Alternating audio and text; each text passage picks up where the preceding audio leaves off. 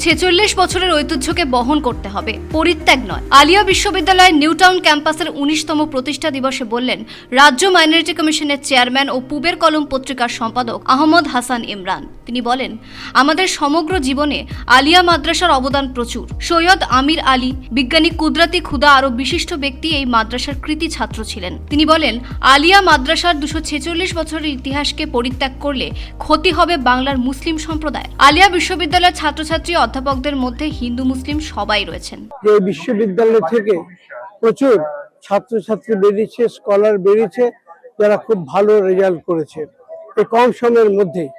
এটা একটা minority character সম্পন্ন বিশ্ববিদ্যালয়, কিন্তু এখানে হিন্দু মুসলিম সবাই পড়ে। এখানকার শিক্ষকদের মধ্যে, অধ্যাপকদের মধ্যে সবাই আছেন। এখান থেকে বহু স্কলার এই কম সময়ের মধ্যেই বিশ্ববিদ্যালয়ের যে পরিধি, সময়ের পরিধি, তারা বিভিন্ন বিদেশে গিয়ে এবং অন্যান্য জায়গায় খুব ভালো রেজাল্ট করেছে। এটা আমাদের সবার জন্য গর্বের কথা।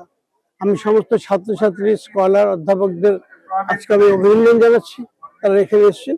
কিন্তু একটা কথা আমি আবারও বলবো যে আলিয়ার 246 বছরের ঐতিহ্য রয়েছে এবং কলকাতা বিশ্ববিদ্যালয়ের 100 বছর আগে আলিয়া তৈরি হয়েছিল। এটাই আমার বক্তৃতায় বললাম। সেই ঐতিহ্যকে ভুলে গেলে চলবে না, কেমন? সেই ঐতিহ্যকে আমাদেরকে বরকরার রাখতে হবে এবং আমরা চাইবো যে আলিয়া বিশ্ববিদ্যালয় হিন্দু মুসলিম যে সমস্যাগুলো আজকে লোকেরা সৃষ্টি করছে, কল্পিত সমস্যা, সেগুলোর সমাধানে একটা বড় ভূমিকা পালন করবে।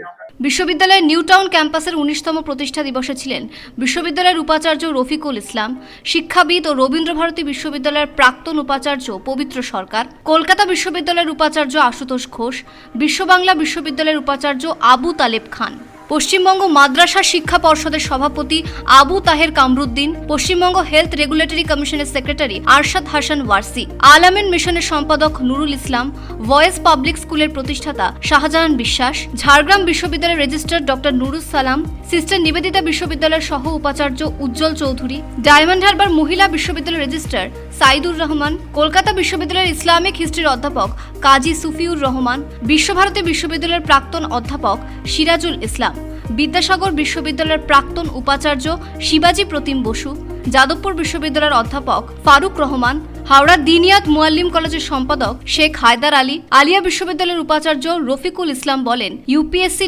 WBCS কোচিং এর জন্য উদ্যোগ নেওয়া হচ্ছে ক্যাম্পাসে। আমাদের বিশ্বাস আলিয়া ইউনিভার্সিটি অনেক অনেক দূর এগিয়ে যাবে এবং এটা মানুষ গড়ার, দেশ গড়ার একটা অন্যতম সেরা প্রতিষ্ঠান হিসাবে নিজেকে প্রতিষ্ঠিত করবে।